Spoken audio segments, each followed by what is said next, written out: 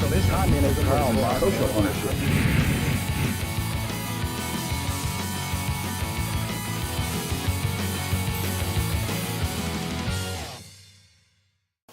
Welcome to podcast number 8 of the Adam and Sheridan Show. Number 8. Thank Is you, this man. 8? Are we on 8 now? Yeah, we're on 8. Oh my goodness gracious. If you got to see podcast number 7, you got to see a great performance at the end, and you got to see a paltry performance as far as our sound guy.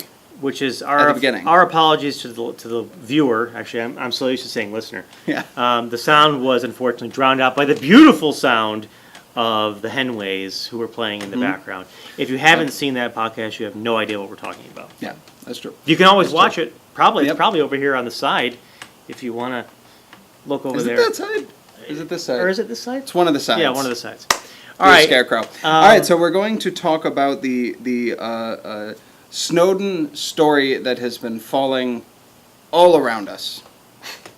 We just recorded our radio show for the 14th, Yep. June 14th, and it was just littered with Snowden We were Snowden quips. We were Snowden with Snowden quips.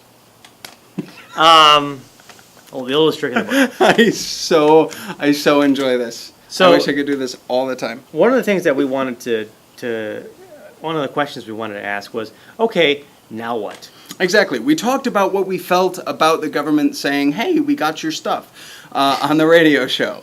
We got everything you've ever did. said, We did. written or sent off. We've got it. So if you need a backup, We know you, but it's because we love you.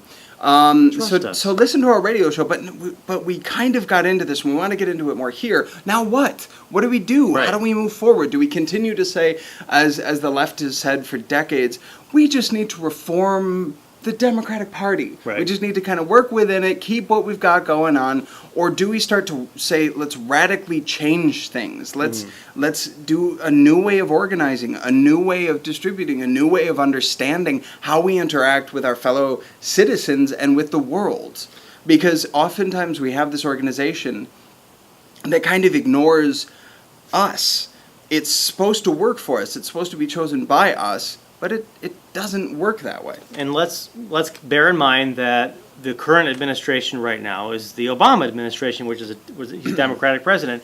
And the very first thing that happened after this story broke, when Edward Snowden gave his interview to The Guardian, the very first thing that happened was Obama came out and defended it. And he denounced Snowden. And then you had the trickling of people like and Peter King. then he said, I welcome this conversation. I think it'll be good for us. By the way, extradite him Hong Kong so we can do with him what we will. Right. Which is not going to be pretty. Which some are calling to prosecute him for treason, which is very interesting because Some are calling to kill him for treason. we happen to believe that those who are instigating the NSA program, spying program, is actually treasonous in and of itself. But the point is, the Obama administration's Democrat, Dianne Feinstein, who is a Democrat, also came out and said that he should be tried for treason. Voting for them isn't going to change this. Applying pressure on them isn't going to change this. We need a new political party in this country. So we not even necessarily a new political party. We need to organize amongst ourselves and start and start taking care of ourselves as one united people. You know, this is kind of ridiculous that there's infighting to see who's going to sit on the seat of power and harm us next term. Mm-hmm. You know, it just continues because the institution again is working largely just to keep itself going. And what we don't want to have happen is for people to go, oh my goodness, the government is spying on us? Oh, jeez. Okay, what's on American Idol? What is on American Idol? I want people to, for once in your life, I want you to be pissed and stay pissed. Stay pissed for as long as it takes for change to happen. Because if you just complacently say, gee darn it, government, and then go back to your daily routine, nothing's going to change. Nothing's going to alter. Yeah, absolutely. And so the question is, we don't have any answers about, how to take the first step, but we want you to ask yourself, now what? Now what do we do? And I mentioned, I mentioned an article in these Times, New Tactics for the New Left, that we went over a little bit on the show, but it's kind of interesting that these articles are coming out in these times in Jacobin, where people are talking about, okay, how do we transition from capitalism? And capitalism largely fuels this government, which is basically focused on keeping it alive. So, it's kind of a symbiotic existence, but they're trying to say, how do we move beyond it? And this is a time of actually shockingly flowering radical action. We have workers taking control of their own factory and then running it themselves without any owners. We have co-ops. Well, they're the owners. Coming up. The workers they're are the owners. Workers yeah. own the means of production. And we have just co-ops everywhere.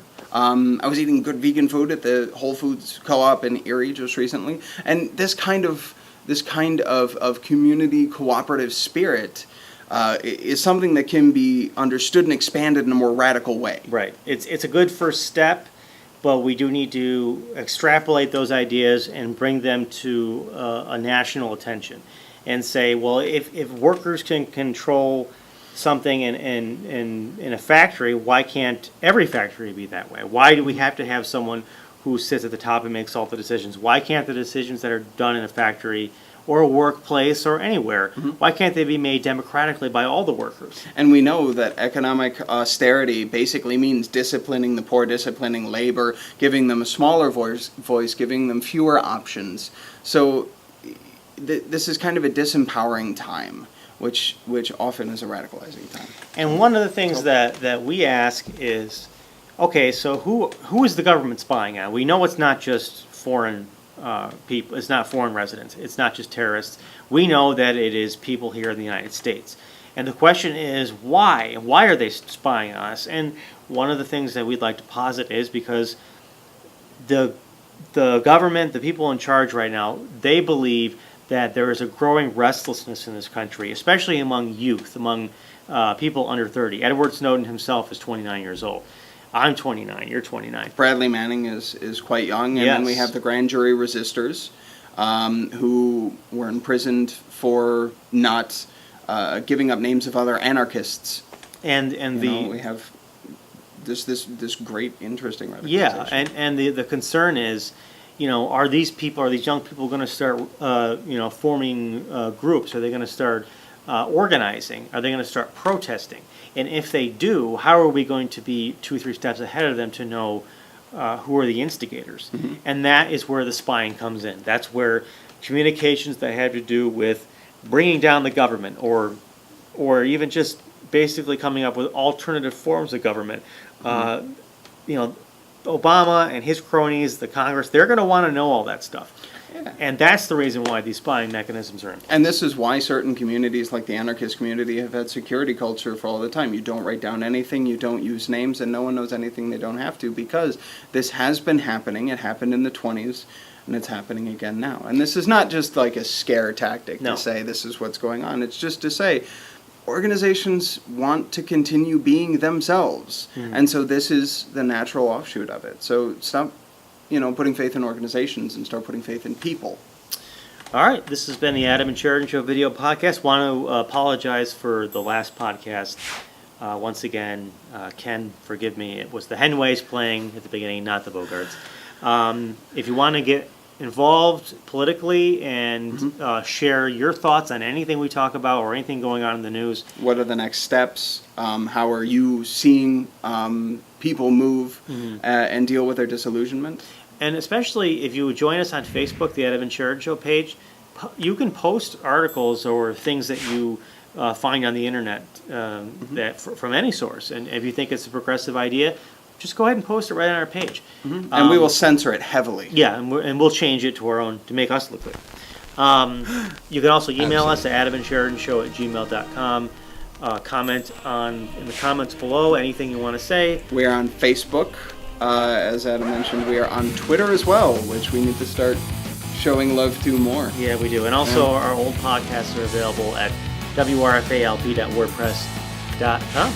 Yep. Stay active.